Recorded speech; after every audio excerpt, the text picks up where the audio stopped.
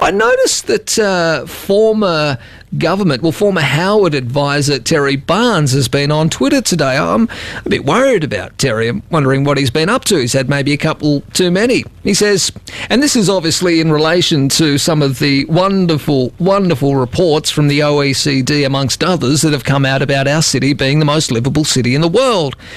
However, am I really reading this correctly? Has Terry come out on Twitter today?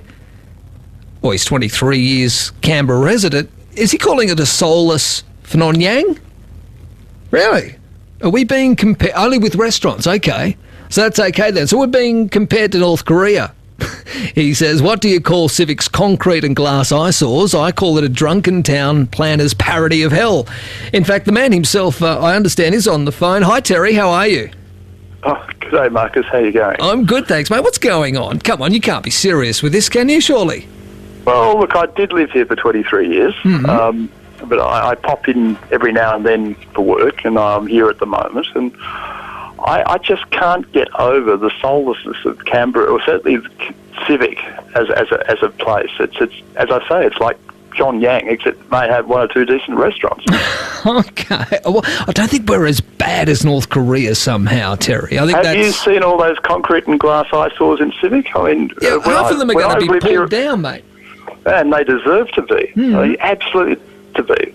When I lived here in the late 70s, 80s, I mean, it was a much more like a country town. It had open space. Even the car parks, the dirt car parks where a lot of these eyesores are now, had more character.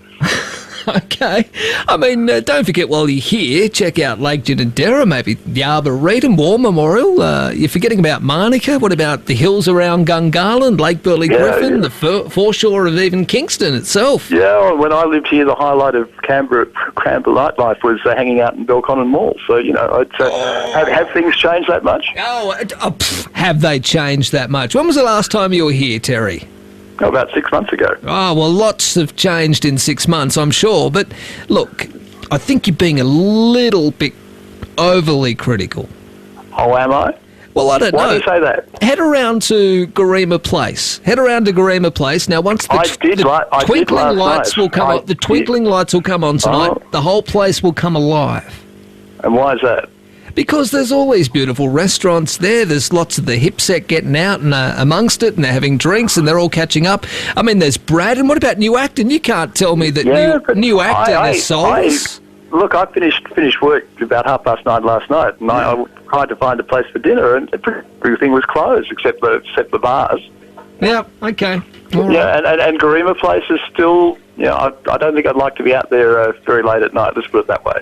I think it's improved, I have to say. But anyway... Vic, can I just say to you, Marcus, I mean... Certainly. You might talk about the OECD surveys, but I think The Economist once again made Melbourne the most livable city in the world, and I think they got it absolutely right. Why? Because you're living down there at the moment? No, because it is the most livable city in the world. We have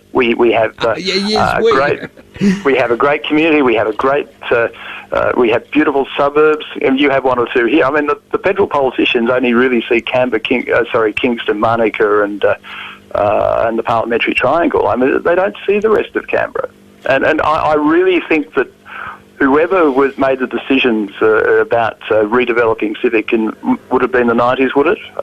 Really deserves to be taken out and shot.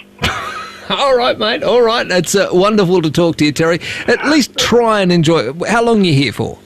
Well, I'm going home tomorrow. You're going home tomorrow. We'll try and enjoy the next, 12 hours or so that you're here in hell, okay? And I think you're going to send a committee out to tar and feather me, aren't you? No, I'm not. I wouldn't do that to you, mate. No, I'm interested in your viewpoint. And look, I would agree with you that there are a lot of places in Civic that certainly need a revamp. We certainly need to get rid of some of these so-called old heritage eyesores of public housing. That all needs to come down and be redone. That's true, but I think it was the development around the fringe of the ANU and itself in the last 15, 20 years or so. A lot of those sort of short, concrete and glass buildings, it's soulless. It's not what it was. I think if you start to look a little further from that, you will start to see life in Braddon, New Acton, even up around Gungahlin. Gungahlin is now a thriving thriving city. It's beautiful up here. Well, I think I used to think the highlight of Gungahlin was Norwood Cemetery.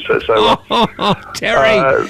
Well, that just shows that you haven't been up around the northern suburbs for a little while. Listen, enjoy the rest of your time here in Canberra, and you know where the airport is, don't you? Well, I'm driving home, so there you go. Oh, you're driving. But I will say that Canberra people are still the best people around. Good on you, mate. Thanks for your time and thanks for being a sport. No worries, mate. All right, Cheers. talk to you later. Bye-bye.